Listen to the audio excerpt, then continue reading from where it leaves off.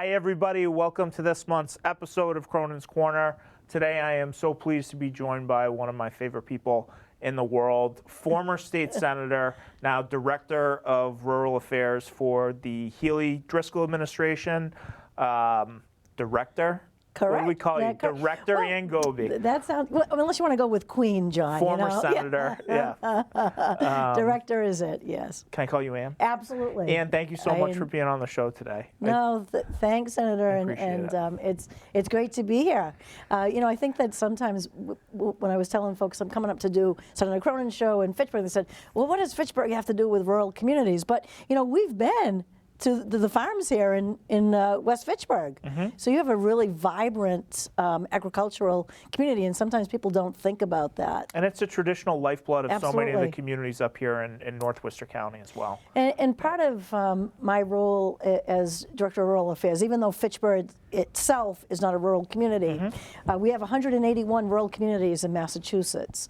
And what we use for a definition is if you're a community either under 7,000 people are less than 500 people per square mile.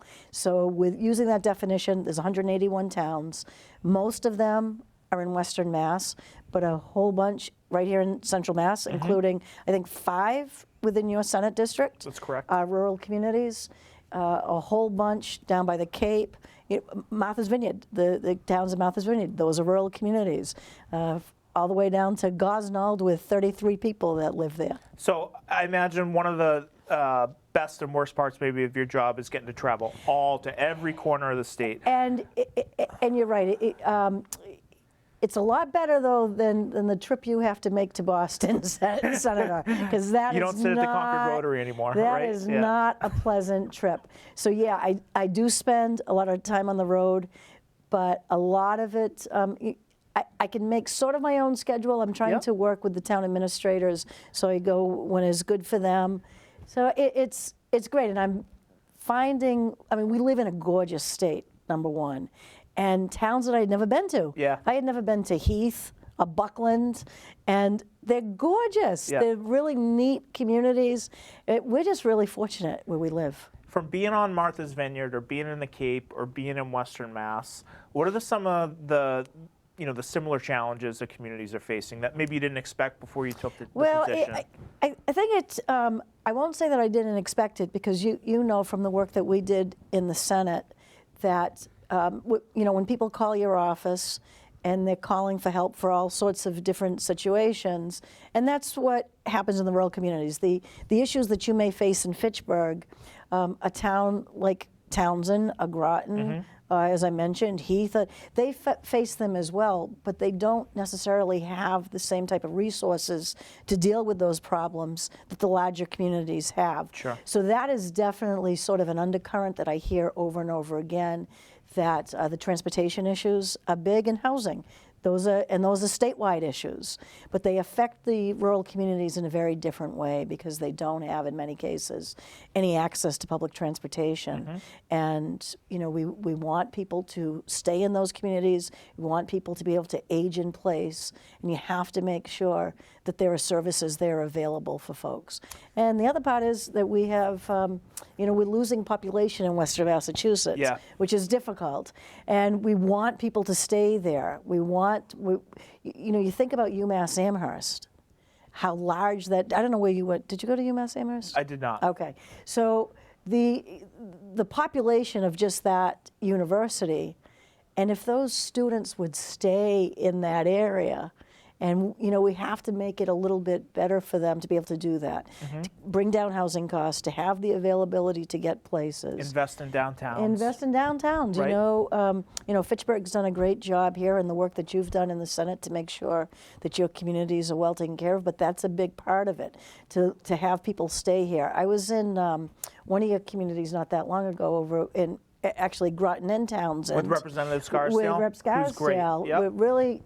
And it was really neat, the community centers that they are working on in those two communities, mm-hmm. and the space that they are creating for that really creative economy, that folks that are doing kind of really neat things maybe in their home basements, but don't really have the capital maybe to open up a storefront but get into these spaces. Because that's got to and be the a part of creative it, space. right? Absolutely. I mean, we're seeing this population decline Yes. because, the family farms are unfortunately we're probably losing more than we're gaining, right?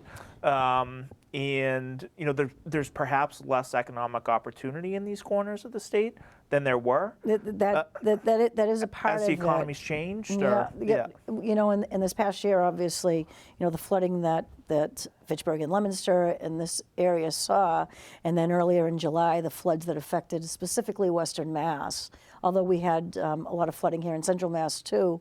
Fortunately, because of the good work with the legislature too, raising some funds, we didn't lose a single one of those farms Which this is year. unbelievable. It is absolutely right? And that was unbelievable. a put you out of business storm There if is- one ever there- existed. There is right? no question. It was just heartbreaking to go and meet with people in the towns like in Deerfield and Conway, and who were expecting a great harvest this year, and those floods came right at the time that they would have started Yep. to do their harvesting, and awful, and lost everything. Could you talk about your efforts bringing the governor out there, their own lieutenant governor? 'Cause there's one story that I'll never forget, and you brought the governor to World Farmers in Lancaster, where there was a person literally going through their field in a canoe, Right. because Right. they had just left their harvest. And the governor took me aside, and I'll never forget. She goes, we got to do something because the cavalry's not coming. That's right. There's going to be no federal funds that get to these people in time. It's on us at the state level. So, but you put together a relief package that has saved hundreds. It's done really well, and that was a public-private partnership, and working with the United Way of Central Massachusetts, and people opening up their hearts and opening up their wallets to donate to that fund.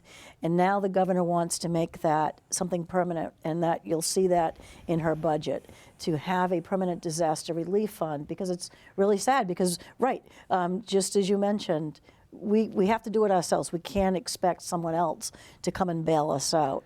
And the state needs to be there. That's one of the duties. And you mentioned about me bringing the governor out. I didn't have to bring her out. She wanted to come out. Yeah. That is one thing about this administration with Governor Healy and Lieutenant Governor Driscoll.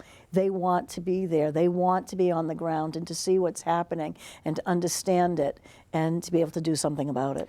And I think that it wasn't just the storms in Western Mass that affected the farms. As everybody who is watching this program will know, Leominster got between 9 and 11 inches in 4 hours. That's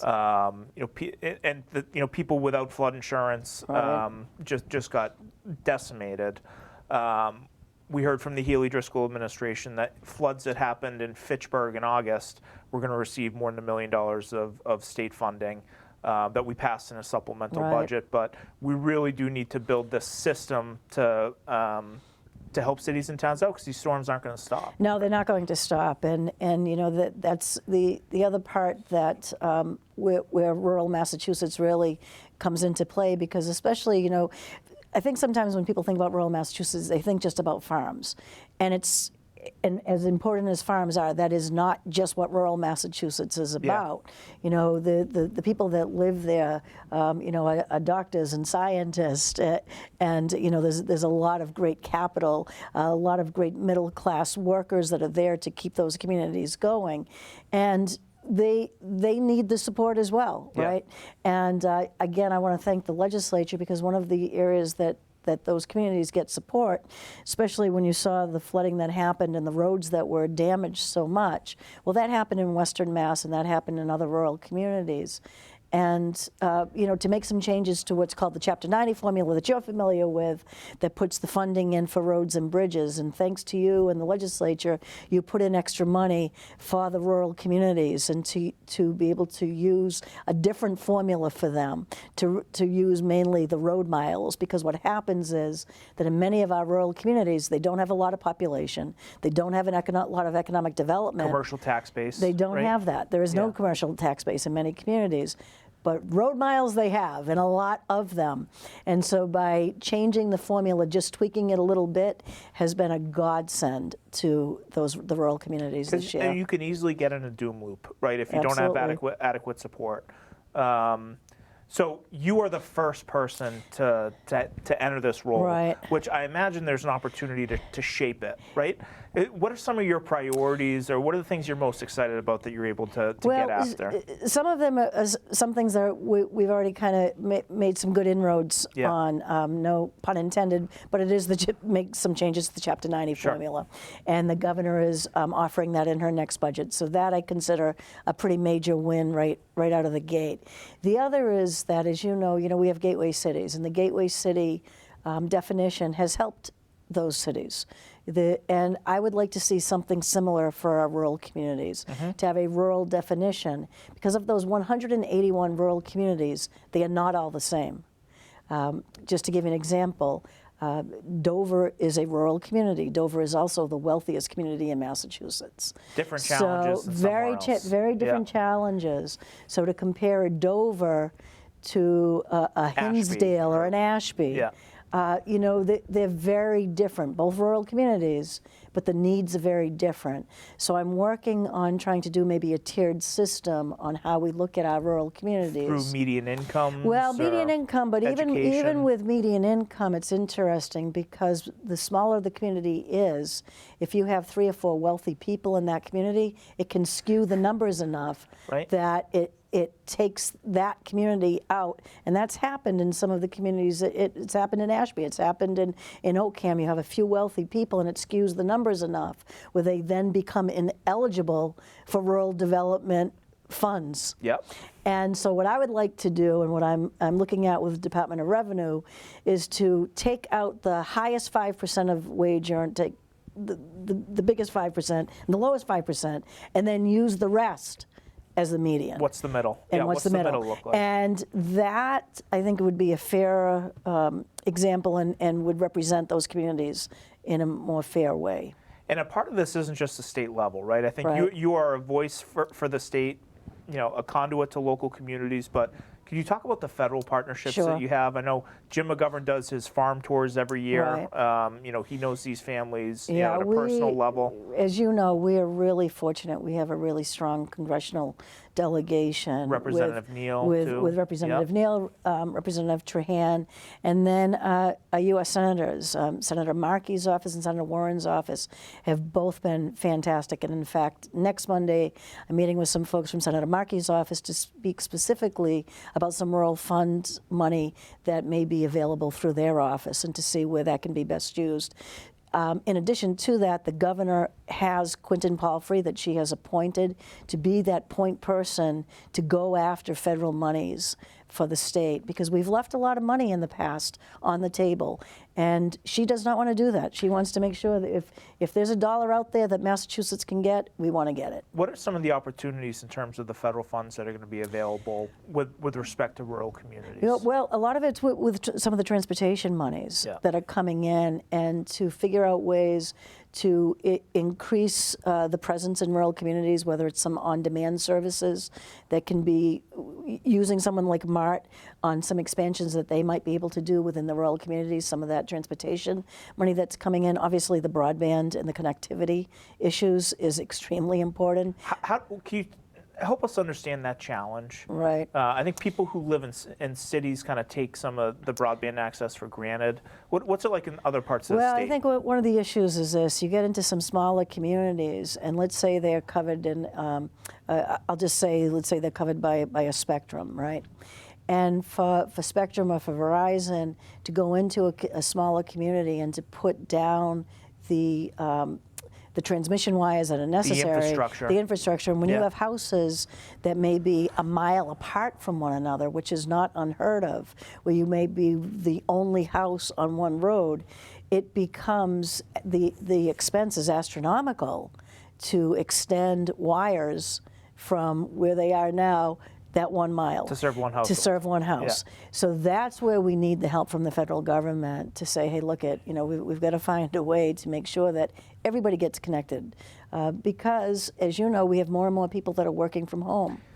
And that actually, that's an opportunity too, isn't it? Right? I mean, people can live an hour and a half up from 128, and we want that. We want people to move because it's more affordable to live, that you can buy homes a little less expensive in areas of rural Massachusetts than you are in the cities. But those people also want to make sure that they have access to things. And the big part of access is that you have to have access to a computer. You have to be able to work. Another thing, we've talked a little about roads, we've talked about broadband. With the declining population that's happened in Western Massachusetts from, just over the last census, it was about 100,000 people. Schools and the school systems have faced a lot of challenges as the demographics have changed. And that's one of the things that young families, when they're deciding where to go, is really important. What are some of the challenges, and what are some of the responses that we're trying to come up with as a state? The regionalization, especially in many of the Western Mass communities, is that they have tried regionalizing school districts.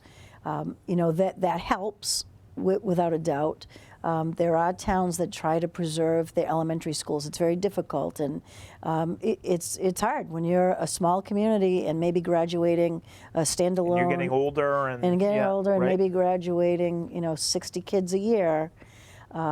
It gets to a point that you don't have the services that you're able to offer to those students, and the kids need that. The kids need that ability. So as a state, we have to make sure that if we are looking to do more regionalization, we have to keep promises to the communities. The biggest one was regional school transportation. And I think of your time in the Senate. I mean, there's no bigger champion of that than you. Well, and we collectively we did well as a Senate to continue to get that funding up to over 90%. But it was promised to those communities back in the 1960s that if you regionalized, you would receive 100% reimbursement on transportation. And that has never happened. And so I can see that there's some maybe distrust with communities when they talk about, the state promised us before if we regionalize we would get this, this, and this, and those carrots never came to be. Yeah. So I think if we are going to encourage and to offer opportunities to regionalize, and not just with school districts, but with safety, with police and fire, because another big nut that not just for rural communities but around the state is municipal buildings. And people, there are communities, you had mentioned Ashby a minute ago, that were fortunate enough to get a new municipal building. There was a whole group of people that worked on that. Yep. But they were working out of, as you know, the police station was working out of a trailer that was built that was put up in the 1960s to be a temporary trailer. Right. And for almost 60 years, and it was terrible. You have fire stations that were built in the 1800s for horses to bring out the tankers. They are not made for the tankers of today. Not just that, but for the equipment, the firefighting equipment that our firefighters have to wear to be able to make sure that that's stored safely and that can be cleaned correctly so that they're not exposed constantly to toxic chemicals. So, we have to keep up and we have to do more. And that's a big part of it. That's going to be a big nut to figure out on how we can help these communities to build better and newer buildings. I don't mean to assign you this or put words in your mouth, but I think one of the places that you draw inspiration, and one of the reasons why you are such a relentless champion for these communities, is how resilient people who live in rural communities are, and how maybe they might be the only people in the state who regularly do more with less. Yeah. But can you tell some stories or tell us just about the resilience that you see every day in your job? Yeah, well, I think, obviously when you look at the agricultural sector, there is no question, you've got, and I think specifically about our dairy farmers, I don't think there's too many industries that you say that, you produce a gallon of milk and you know that you're going to lose 10 cents on a gallon of milk. Tough going to work every day when that's the margin. And we've seen people we've seen our farmers try to do things to bring more money into their farms, to be able to, so that they can still milk. But to give you an example, Stone Cow Brewery in Barrie, they started brewing beer.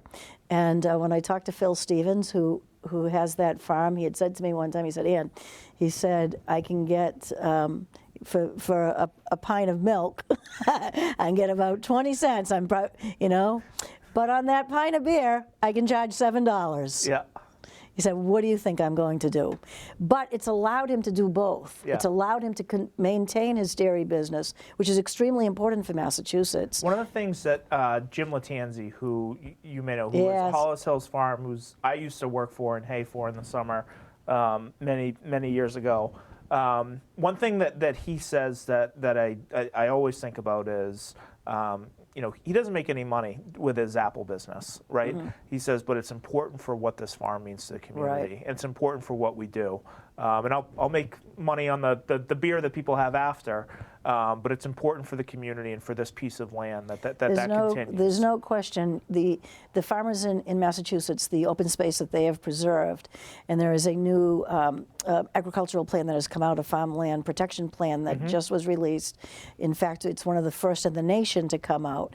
But part of that is to say we need to make sure that we can put more land into production, and land that has been taken out of production, whether it's to hay, but food production. We're a state that we don't have enough to be able to feed our own people, that we have to go outside to bring, and that's not right.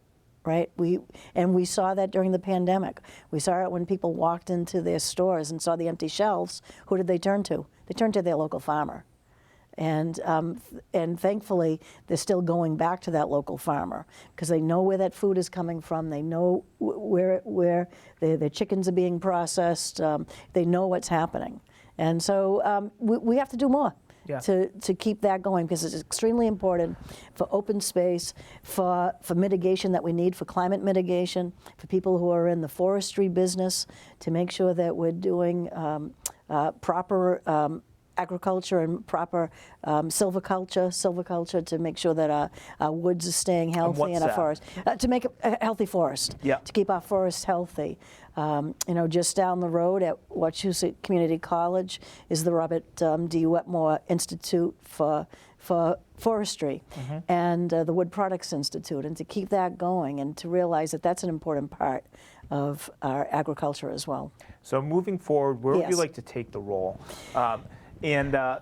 I will digress for a second. One of my favorite Anne Gobi stories is we were at an event together, and another elected official spoke before you, and they maybe called somebody by the wrong name, and you went up there and you said, thank you for setting the bar so low for the rest of us. But one of the things that I you don't pull punches and you tell people where they stand. Yeah.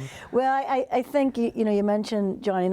As nice as it is to be the first in the role, I do not want to be the last. Yeah. And so it's important to me to lay a solid foundation, to try to make sure that our rural communities have the voice that they need, and that the next person, whoever fills that role, can do even more. So that's what I'm trying to do right now. I'm hoping that I started this in June, this role. I'm hoping by the end of this June that I have visited all 181 towns. I'm getting there.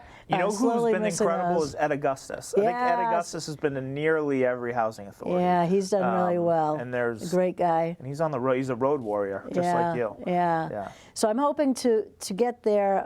I had started, I do have a weekly kind of call-in that I do with all my town administrators, managers, head of select boards, because in many of our rural communities, they don't have a town manager or town administrator. It's a board of selectmen, a select board. Or the fire chief, like in Ashby. Correct. Yeah,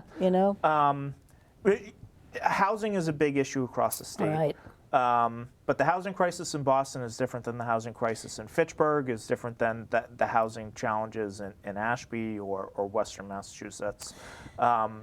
Is it zoning? Is it financing? It's in your communities?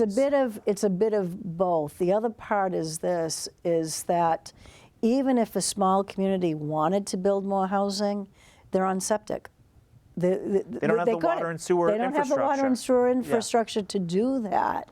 So, that has to be taken into account as well. So the accessory dwelling units that are part of the governor's housing plan to have that by right. Although I know that many of my smaller communities, including Hubbardston, have already adopted that. They already have that as part of to allow accessory dwelling units. So I think that that's part of it. We have old mills in many of our rural communities that are disintegrating. You know, we need to put some money into those mills, and those could come back worth online. saving, too, They're aren't they? absolutely worth saving. Yeah. You know, for mixed-use development, to have housing and to have some small creative businesses. spaces that you're talking about. Absolutely. Yeah. So there are definitely, there's a lot of opportunities, and things take money. And there's no question, but we have to, you know, we have to figure it out that, you know, I know that the governor proposed has a lot of new initiatives, and I heard some naysayers saying, oh boy, you know, all that stuff takes money. Well, you know what? It costs money not to do something too, and it can be more costly not to act than to act. Absolutely. So I can't let you off the hook without a couple gotcha questions. Okay, right? go ahead. No. Oh no. So what do you miss about the Senate, if anything? You. No. But, really? But I do. I miss the people. You know, I miss the, because, you know, your schedule is crazy, which I don't miss. Yeah. I don't miss because you never know. And people, Sunday events at 6 p.m. You can only show up with a smile. People don't realize it bothers me to no end, and they did it again this year. You know, they'll say, oh, the Senate's going on vacation for the holiday. They don't realize that just because you don't have formal session, your emails never stop, the phone calls never stop, the meetings never stop. The Eagle Scout ceremonies at 3 o'clock on a Sunday afternoon, and those are great, but they don't stop. Nothing stops. The parades don't stop. So while I miss the people, after 21 years, it was nice to have my weekends back, my nights back, my husband. You know, we're spending a lot of time together, which is good or bad, I don't know. But it's nice. It's nice to be able to plan something because, you know, the Senate schedule, you could be called in tomorrow. Yeah. Because it can happen. Yeah. Something happens, an emergency happens, and you can get called in on a weekend. And it's a good segue to the next yes. question. What do you love about this job? Meeting people, going to places I had never been before, and realizing that I still have friends in the legislature that we need, because nothing gets done on its own. Mm-hmm. And so to have an opportunity to really work on issues that matter to people and to work with good folks like you and others to get it done. And so it's exciting. Well, you talked about laying a foundation. I just don't think there's anybody better to lay a foundation for the future. And you've been a role model and somebody I look up to for a long time, and thanks for everything you're continuing to do for some of our most important communities. No, thank you, and I look forward to working with you as we help out these other communities. Absolutely. So great. Thanks. Director Anne Gobi, former senator, still queen. Yeah. Thanks. Yeah. All right, we'll see you next month, everybody, and thanks for joining.